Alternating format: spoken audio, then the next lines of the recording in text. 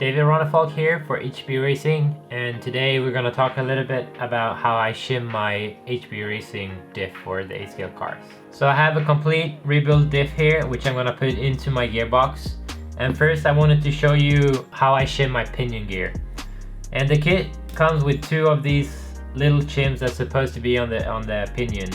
One is going to be on the pinion before you put it into the bearings, and the other one is going to be on the outside, it says in the manual. But I only use the inside one because I think it's a little bit too tight otherwise, especially when the gears are new. So for the pinion, only the inside shim, and then you can put the C-clip on for the outside. So once the pinion is in the gearbox, it's time to put the diff in there. And same thing here, the kit comes with two of these diff shims, but I only like to use one of them. When you have a pretty new or fresh ring gear and pinion, I like to put the single shim on the opposite side of the ring gear of the diff. In that way, you get a little bit more play on the gears, and I think the drivetrain is more free that way. You have to check though, because when the ring gear and the pinion gets a little bit more worn, I like to move the shim over to the ring gear side of the diff. In that way you move the diff a little bit closer to the pinion and it runs a little bit tighter, just to make sure it doesn't skip over when it gets worn. My gears are pretty fresh. Actually they are new, so I put them on the opposite side of the ring gear on the diff and I install it into the gearbox. So I put the diff in here, I close the gearbox, and I put the screws in.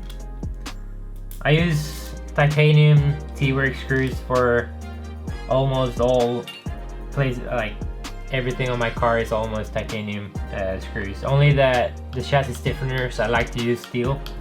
I put the diff into my gearbox now. I put the A-plate on and the 4 screws from the front, and I just want to double check right when I'm here that the play is okay. So I push with the finger on the back side here on the pinion, and then I can feel that there's actually a little bit of a play between the ring gear and the pinion. So if that is just a little bit, it doesn't have to be a lot, just a little bit is okay. It's gonna go free, and once it gets more worn, it will be even better. And then you also want to feel like side to side movement here on the diff. There has to be a little bit, otherwise the diff is shimmed too tight. So that's why I don't like to use the both shims that comes into in the kit. So I only use one. So now the diff is inside. I put the A-plate on here and I put the 4 screws. And before I put them on the chassis and I continue my build here, I like to add a little bit of the XTR copper grease. This grease is very good because it stays on the gears and it lasts very long. You don't have to put a lot, just a tiny bit, so the gears kind of get wet and then they stay fresh for a longer time. They last longer. So I do that. So I hope you liked the video. If you want to see more of the videos I have for you, please subscribe, and we'll see you in the next video.